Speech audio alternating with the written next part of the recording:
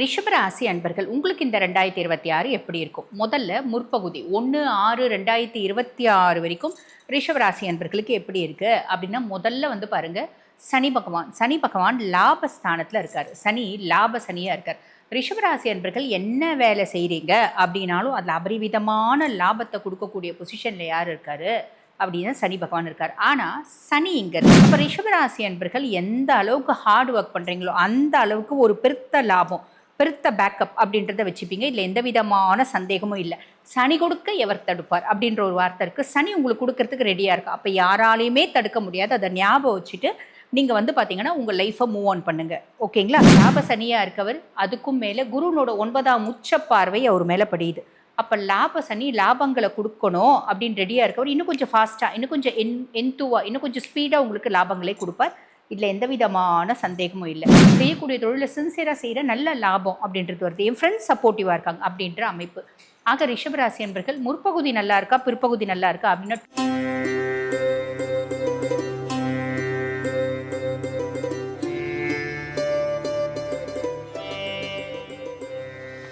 வணக்கம், நான் டாக்டர் தீபா லாலன். இன்றைக்கி நம்ம என்ன டாபிக் பற்றி டிஸ்கஸ் பண்ண போகிறோம் அப்படின்னா, புத்தாண்டு ராசி பலன். ஒவ்வொரு புத்தாண்டும் நம்ம எல்லாருக்கும் வந்து பார்த்திங்கன்னா ஒரு பெரிய கனவு அப்படின்றதுக்கும், இந்த வருஷமாவது நம்மளுக்கு நல்லது நடந்துராதா, இந்த வருஷமாவது நம்ம சந்தோஷமாக இருக்க மாட்டோமா, இந்த வருஷமாவது முன்னேற்றம் வராதா, இப்படி பலவிதமான கனவுகள் ஒவ்வொருத்தவங்களுக்கும் இருக்க தான் செய்யும். எனக்கும் சேர்த்து அந்த மாதிரி கனவுகள் இருக்க தான் செய்யும். அப்படிப்பட்ட நம்ம எல்லாருக்கும் இந்த 2026 என்ன மாதிரி பலன்கள் வரப்போகுது பார்த்துடலாம். அதுக்கு முன்னாடி இந்த பதிவை பார்த்துட்டு இருக்க அத்துணை நல்லுள்ளங்களுக்கும் அன்பான சூப்பரான 2026 இந்த 2026 அமையட்டும். ஆக அனைவருக்கும் இனிய புத்தாண்டு நல்வாழ்த்துக்கள். நேரத்தை வீண் பண்ணாமல் சட்டன் பலன்களை பார்த்துடலாம் வாங்க. ரிஷபராசி அன்பர்கள் உங்களுக்கு இந்த 2026 எப்படி இருக்கும்? முதல்ல முற்பகுதி 1/6/2026 வரைக்கும் ரிஷபராசி அன்பர்களுக்கு எப்படி இருக்குது அப்படின்னா, முதல்ல வந்து பாருங்கள், சனி பகவான் லாபஸ்தானத்தில் இருக்கார். சனி லாப சனியாக இருக்கார். ரிஷபராசி அன்பர்கள் என்ன வேலை செய்கிறீங்க அப்படின்னாலும் அதில் அபரிவிதமான லாபத்தை கொடுக்கக்கூடிய பொசிஷனில் யார் இருக்கார் அப்படின்னா சனி பகவான் இருக்கார். ஆனால் சனி இங்கே இருக்கார். பொதுவாக 10ல் 11ல் பாவி இருக்காங்க அப்படின்னா ரொம்ப அதிர்ஷ்டம் அப்படிம்பாங்க. ஆனால் 11ல் இங்கே இருக்கக்கூடிய பாவி யார் அப்படின்னா சனியை பொறுத்த வரைக்கும் அதிர்ஷ்டத்தை அப்படியே வாரி கொடுத்துருவானா, கிரீடத்தை கொடுத்துருவானா, சிம்மாசனத்தை கொடுத்துருவானா அப்படின்னு கேட்டிங்கன்னா அப்படியெல்லாம் கிடையாதுங்க. நான் 10 ரூபாய் உனக்கு கொடுக்கறதுக்கு முன்னாடி உனக்கு அதுக்கான தகுதி இருக்கா, whether you deserve it or not அப்படின்னு அனலைஸ் பண்ணி கொடுக்கக்கூடியவன் தான் சனி. அப்போ ரிஷபராசி அன்பர்கள் எந்த அளவுக்கு ஹார்ட் ஒர்க் பண்ணுறீங்களோ அந்த அளவுக்கு ஒரு பெருத்த லாபம், பெருத்த பேக்கப் அப்படின்றத வச்சுப்பீங்க. இதில் எந்த விதமான சந்தேகமும் இல்லை. சனி கொடுக்க எவர் தடுப்பார் அப்படின்ற ஒரு வார்த்தை இருக்குது. சனி உங்களுக்கு கொடுக்கறதுக்கு ரெடியாக இருக்கு. அப்போ யாராலையுமே தடுக்க முடியாது. அதை ஞாபகம் வச்சுட்டு நீங்கள் வந்து பார்த்தீங்கன்னா உங்கள் லைஃப்பை மூவ் ஆன் பண்ணுங்கள். ஓகேங்களா? அடுத்து ராகு பகவானை பற்றி சொல்லணும் அப்படின்னா, 10ல் ராகு, 10ல் ஒரு பாவி இருந்தால் அரசனை போல யோகம் உண்டு. 10ல் இருக்கக்கூடிய பாவி என்ன பண்ணுவான், உங்களுக்கு ஒரு தொழில், நீங்கள் செய்யக்கூடிய தொழிலில் ஒரு பெரிய பிரம்மாண்டம் அப்படின்றத ஏற்படுத்திடுவான். கூட சதய நட்சத்திரத்தில் ட்ராவல் பண்ணுறான் 23 நவம்பர்லேருந்து. அப்போ 1/6 வரைக்குமே ஒரு பிரம்மாண்டம் அப்படின்றத கண்டிப்பாக ஏற்படுத்திடுவான்.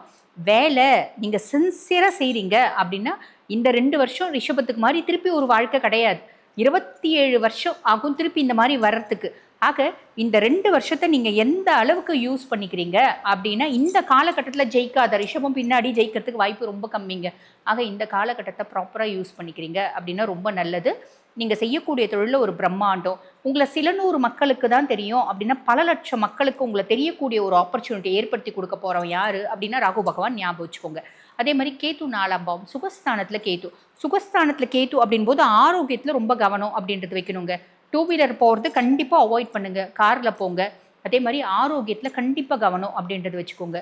சரிங்களா? அதே மாதிரி அம்மானோட ஹெல்த்லேயும் கொஞ்சம் கவனம் அப்படின்றது வச்சுக்கோங்க. நிறைய பேருக்கு வெளிநாடு போகிறதுக்கான வாய்ப்பு உண்டு.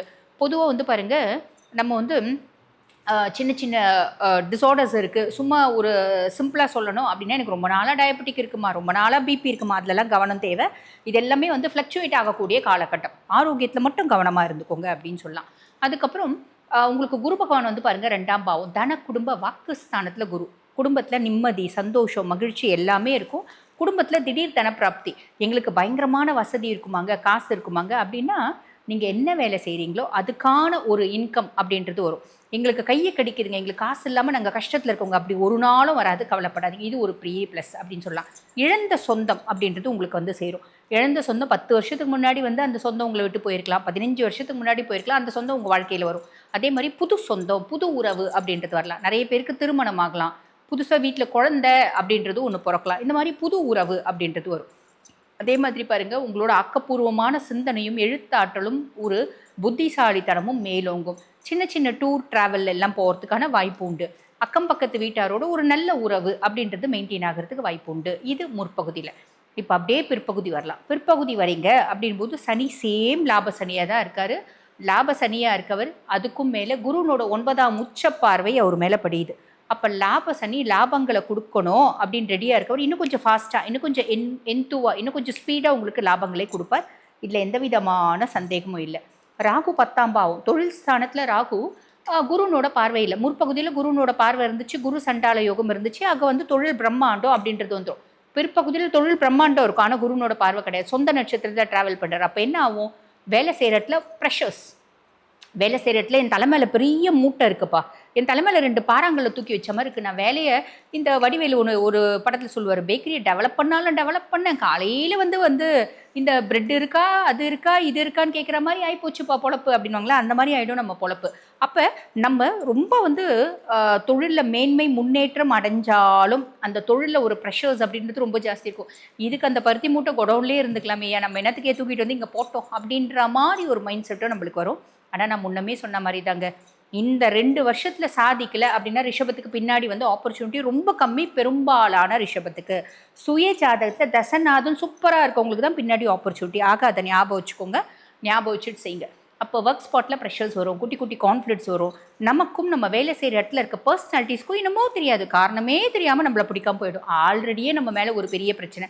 ரிஷபம் அப்படின்னாலே பார்க்குறவங்களுக்கு என்னதான் ஆகுமோ தெரியாது, பிடிக்கவே பிடிக்காது. ஏன் பிடிக்காது, எதுக்கு பிடிக்காது, ஏன் இப்படி நம்மளை பார்த்து இதுங்க வந்து கஷ்டப்படுதுங்கன்னு அப்படின்னு நம்மளுக்கு கண்டுபிடிக்கவே முடியாது.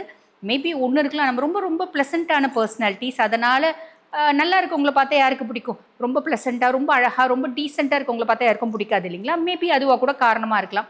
சரி, இப்போ இந்த காலகட்டம் இன்னும் கொஞ்சம் அதிகமாக இருக்கும். ஆகஸ்ட் 2 வரைக்கும் ப்ரெஷர்ஸ் நம்மளுக்கு ரொம்ப அதிகமாக இருக்கும். ஓகேங்களா? அதில் கொஞ்சம் கவனம் அப்படின்றது வச்சுக்கோங்க. நீங்கள் வந்து ஸ்ட்ரெஸ்ஸை வந்து ரிலீவ் பண்ணுறதுக்கு என்னவோ அது செய்யுங்க. இல்லைனா மன ரீதியான குழப்பத்தினால உடல் சார்ந்த நோய்கள் வரதுக்கு வாய்ப்பு உண்டு. கேத்து நோயை கொடுக்கணும் அப்படின்னு ரெடியாக இருக்கான். ஸோ அதில் கவனம் அப்படின்றது வச்சுக்கோங்க. கேத்து சேம் பொசிஷன், கேத்துல எந்த விதமான மாற்றமும் கிடையாது. அதுக்கப்புறம் குரு பகவானை பற்றி சொல்லணும் அப்படின்னா, குரு 3ஆம் பாவம். 3ஆம் பாவத்து குரு என்ன பண்ணுவான்? இளைய சகோதர தைரியஸ்தானத்து குரு. என்னோட தைரியத்தையும் தன்னம்பிக்கையும் அதிகப்படுத்துவோம். அதே மாதிரி நான் முன்னாடியே சொன்ன மாதிரி குட்டி குட்டி டூர்ஸு, அதே மாதிரி பார்த்திங்கன்னா நம்ம வந்து அக்கம் பக்கத்து வீட்டாரோட ஒரு நல்ல உறவு அப்படின்றது வச்சுருக்கிறது, என்னோட எழுத்தாற்றலும் சிந்தனை ஆற்றலும் அறிவாற்றலும் மேலோங்குது அப்படின்ற ஒரு அமைப்பு. இன்பில்ட்டாகவே எனக்கு நிறைய வந்து பார்த்திங்கன்னா ஆக்கப்பூர்வமான சிந்தனை இருக்குது. அதுவும் குரு 3ஆம் பாவத்தில் போய் உட்காந்துட்டான் அப்படின்னும் போது, ஸ்தான பலம் இல்லை அப்படின்னாலும் தைரியஸ்தானத்தில் குரு உட்கார்ந்துட்டுருக்கான் அப்படின் போது என்னோட நாலேஜை நான் அதிகப்படுத்திப்பேன். அதனால் தைரியம் அப்படின்றது வரும். பொதுவாக ரிஷபராசி அன்பர்களுக்கு வந்து பார்த்திங்கன்னா குருவை பொறுத்த வரைக்கும் 8 மற்றும் 11க்கு அதிபன். அஷ்டமாதிபதியும் அவன் தான், லாபாதிபதியும் அவன் தான். பெரும்பாலான ரிஷபராசி அன்பர்கள் மத்தியம வயசில் இருக்கீங்க அப்படின்னா ஒன்று குரு தசையில் இருப்பீங்க, இல்லை சனி தசையில் இருப்பீங்க. சுய ஜாதகத்தில் சனியும் குருவும் எப்படி இருக்கா அதே ஒரு கேல்குலேஷன் பண்ணிக்கோங்க. அதுக்கும் மேலே குருனோட பார்வை 7, 9, 11 கலத்திரஸ்தானத்தை பார்க்குது. உங்களுக்கும் உங்கள் லைஃப் பார்ட்னருக்கும் ஏதோ ஒரு விதத்தில் ஸ்மூத் ரிலேஷன்ஷிப், உங்களுக்கும் உங்கள் லவ்வருக்கும் ஏதோ ஒரு விதத்தில் ஸ்மூத் ரிலேஷன்ஷிப். லவ் பிரேக்கப் ஆகிடுச்சு, புதுசாக லவ் வரதுக்கு வாய்ப்பு உண்டு. நிறைய ரிஷபத்துக்கு வந்து பார்த்திங்கன்னா லவ் வரதுக்கு வாய்ப்பு உண்டு, ரிலேஷன்ஷிப் வரதுக்கு வாய்ப்பு உண்டு. பாக்கியஸ்தானத்தில் குருவனோட பார்வை, ஒரு விஷயத்தை ஒரு முறை செஞ்சு நடக்கலாமா, 2வது முறை செஞ்சு நடந்துருச்சுமா அப்படின்ற மாதிரி. லாபஸ்தானத்தில் குருவனோட பார்வை, நான் செய்யக்கூடிய தொழிலுக்கு என்னோட மூத்த சகோதர சகோதரிகள் சப்போர்ட்டாக இருக்காங்க, செய்யக்கூடிய தொழிலை சின்சியராக செய்கிற நல்ல லாபம் அப்படின்றது வருது, என் ஃப்ரெண்ட்ஸ் சப்போர்ட்டிவாக இருக்காங்க அப்படின்ற அமைப்பு. ஆக ரிஷபராசி என்பர்கள் முற்பகுதி நல்லா இருக்கா பிற்பகுதி நல்லா இருக்கா அப்படின்னா 2026 ரிஷபத்துக்கான வருடம். ஞாபகம் வச்சுக்கோங்க. சொன்ன சின்ன சின்ன விஷயத்தில் மட்டும் கவனமாக வச்சுக்கோங்க, கவனமாக இருந்துக்கோங்க. இருக்கிறீங்க அப்படின்னா இந்த காலகட்டம், இந்த வருஷம் முழுசும் உங்களுக்கு நல்லது நடக்கும், நல்லது மட்டுமே நடக்கும். வாழ்த்துக்கள். இப்போ நான் சொல்லியிருக்க பலன்கள் வந்து பார்த்திங்கன்னா உங்கள் ராசிக்கான ஒரு பொதுவான பலன்கள். இந்த பதிவை பார்த்துட்ருக்கோங்க, அம்மா எங்களோட சுய ஜாதகத்தை நாங்கள் வந்து அனலைஸ் பண்ணிக்கணும், இந்த 2026ஆம் ஆண்டு எங்களுக்கு எவ்வளோ நல்லது நடக்கும், இல்லை பல முக்கியமான விஷயங்கள் இருக்குது, பல முக்கியமான பிரச்சனைகள் இருக்குது, அந்த பிரச்சனைகள் தீருமா தீராதா, இந்த மாதிரி பல கேள்விகளுக்கு வந்து பார்த்திங்கன்னா உங்கள் சுய ஜாதகம் ஒரு இண்டெக்ஸாக இருக்கும். உங்கள் சுய ஜாதகத்தை அனலைஸ் பண்ணிக்கணும் அப்படின்னா நான் பேசிகிட்டு இருக்கும்போதே என்னோடய வாட்ஸ்அப் நம்பர் கொடுத்துருப்பாங்க. அந்த வாட்ஸ்அப் நம்பருக்கு கால் பண்ணி அப்பாயின்மெண்ட் ஃபிக்ஸ் பண்ணி என்கிட்ட பேசிக்கலாம். தேங்க்யூ.